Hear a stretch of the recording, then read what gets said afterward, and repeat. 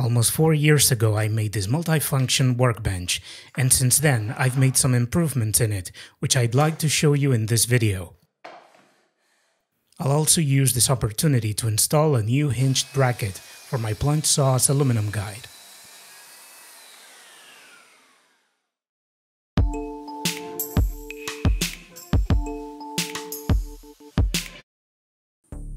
This is an animation of the 3D SketchUp model included in the workbench plans, available on my website. I'll leave a link in the video description. I used the construction by addition method to make the frames, which hold the two cabinets. The bench top rests upon the frames. This system makes cutting the required parts and putting them together easier, and you can also disassemble it to do maintenance or transport it when moving.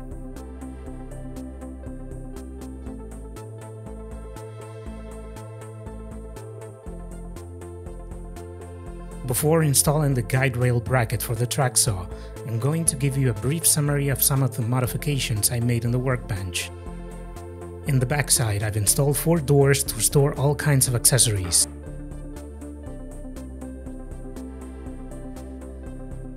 In the gap further right, I've installed a vacuum, which I can activate with a switch.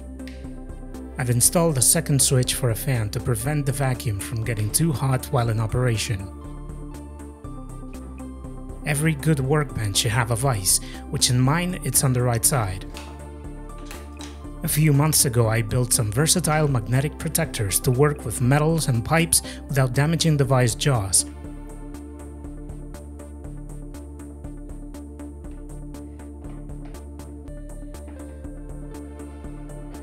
On the left hand I've placed an adjustable luthier vise. It's a very versatile tool, not just for luthier work.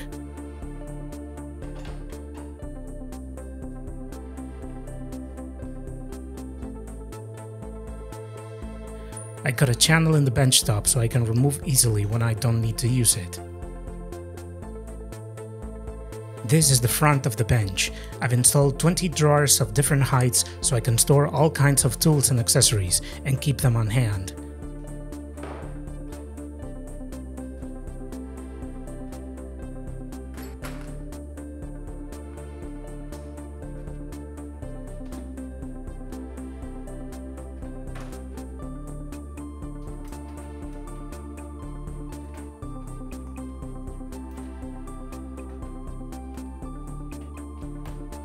In the left drawers, close to the luthier vise, I've stored all the tools I need to repair musical instruments.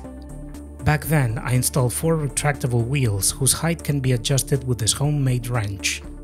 This kind of wheels allow me to lock the bench in place as well as level it. Months after finishing the workbench, I installed 2 more wheels in the middle of each frame. I'm not sure these are necessary, but the bench does weigh quite a bit considering its full storage capacity. Another modification I did was installing a T-track profile in the front frame of the bench. Along with its clamps, it lets me secure workpieces on the front of the bench or attach all kinds of accessories. This system is perfect for these kinds of operations because the clamps are kept in their open position, which makes placing and removing pieces easier.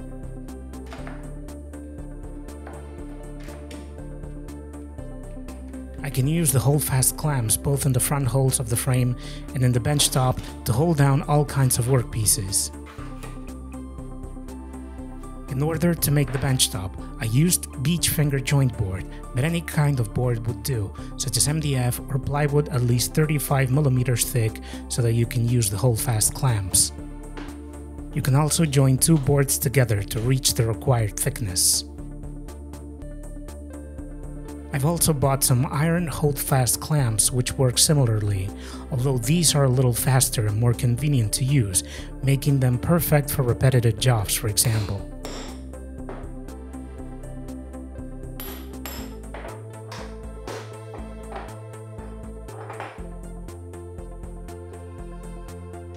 In the bench top and vise jaw holes, I can insert bench stocks to hold longer workpieces in order to, for example, smooth down their surfaces with a hand plane.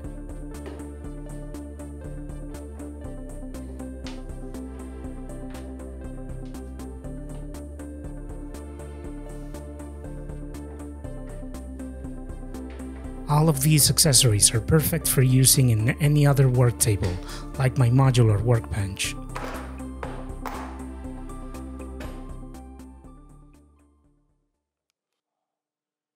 Now I'll show you how to use the workbench cutting station. I've installed 2 wooden guides in the back of the bench, which I can raise or lower depending on the type of cut. First off, I'll showcase how to use the rip cut guide. In order to use it, I have to place some wooden strips to act as protectors to avoid damaging the bench top. I'll put on top of them the board I'm going to cut, and then raise the wooden guides until they're level with the board. I've stored the rip cut guide in the gap under the bench top, so I can keep it on hand at all times. There's a piece of aluminum on the underside which goes into the miter channel of the wooden guides to achieve the movement necessary to make cuts.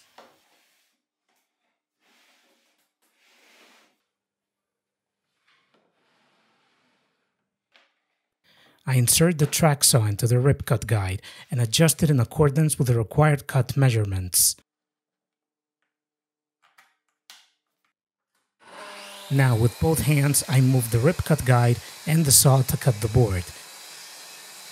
It's a very convenient system for parallel cuts in relatively big boards.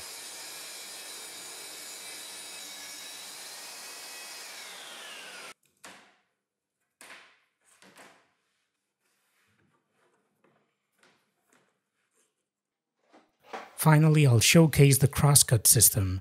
To do that, I use the plunge saw and its aluminum guide rail. I've screwed a piece of HPL panel to the bottom of the rail, which is inserted in the wooden guide's miter channel. In this case, I must raise the longer wooden guide on the right side to its maximum height, and the shorter one must be left at the same height as the workpiece I'm going to cut.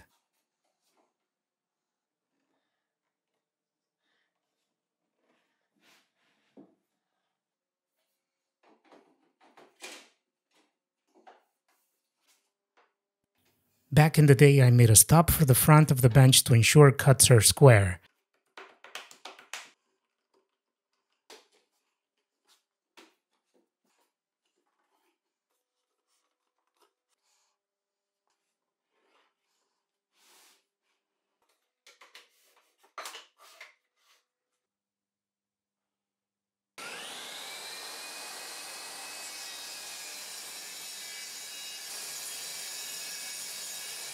As you can see, the system is a bit complicated to use. Among other inconveniences, I have to remove the guide rail after each cut, so I thought I should improve it. I also made miter track stops for the wooden guide's miter channel and to perform custom repetitive cuts.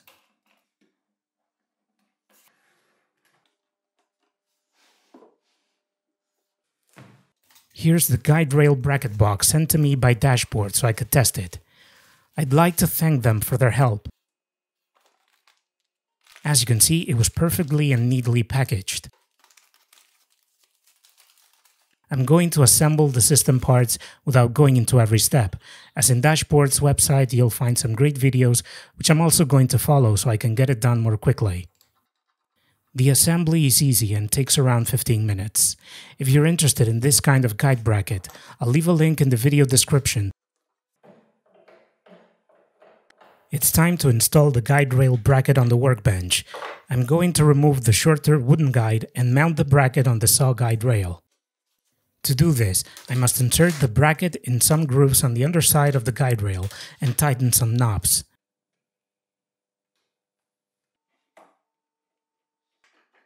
Now I remove the longer wooden guide as well as the bench top, so I can cut a groove for the T-track profile.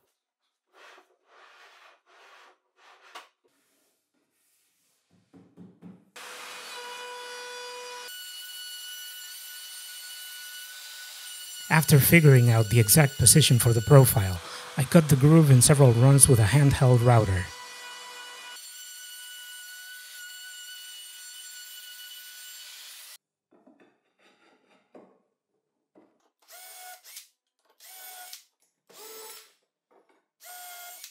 Then I screwed the T-track profile to the back frame.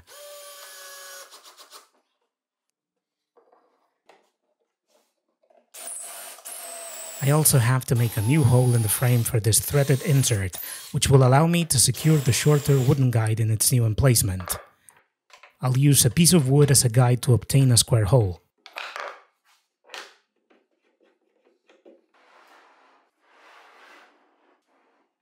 Once the insert has been placed, I screw on the bench top, and for the first time, I'll try to insert the guide rail bracket in the T-track profile. I mark the position to cut a new channel for adjusting the height of the shorter wooden guide. I'll do several runs with a 3D router. Another option to install the guide rail bracket would be to cut the shorter wooden guide, but if I did that, I wouldn't be able to continue using the workbench with the rip-cut guide, and apart from that, by not cutting the shorter wooden guide, I've got a longer support surface on the right side of the cut. I make sure everything works as intended by placing the wooden guide on the bench frame. All that's left is to install the front of the guide rail bracket on the front frame. This piece allows me to achieve square cuts and keep the plunge saw guide fixed on the bench top. I have to screw on another small piece to the underside of the aluminum guide. This piece is inserted into a pin in the front guide rail bracket. The guide rail bracket comes with some bench stocks that are inserted in the bench top holes, which help square the saw aluminum guide. In my case, I have to make a small modification.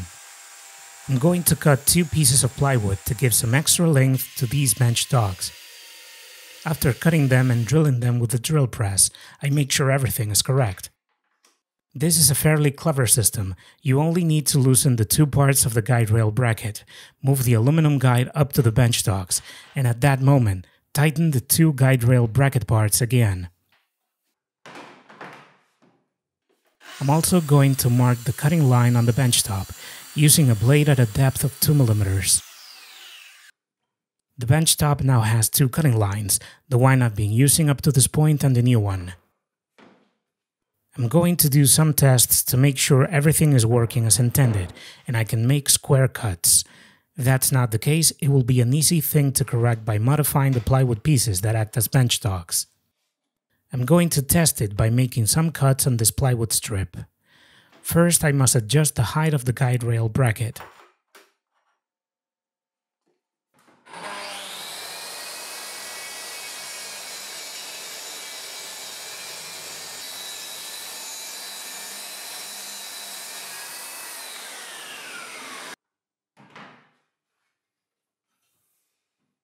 I make the cut, and right after that, I turn the piece to see if it matches the cutting line, and that seems to be the case.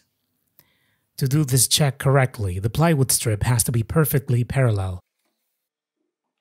I'm going to make some more cuts using the homemade miter track stops, first to the right of the cut, then to the left. These stops are perfect for making repetitive cuts on the bench.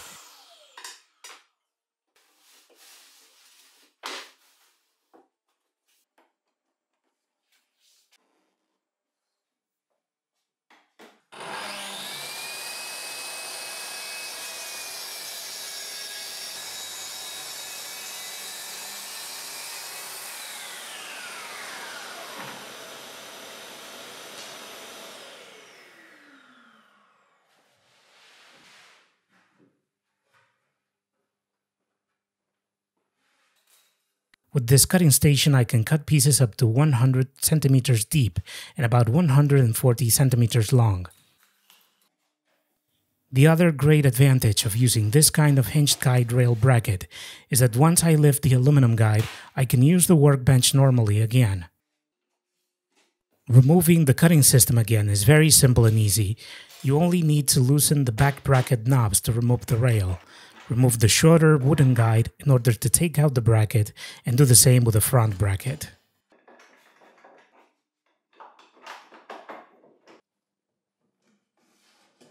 That's all for today. See you next time.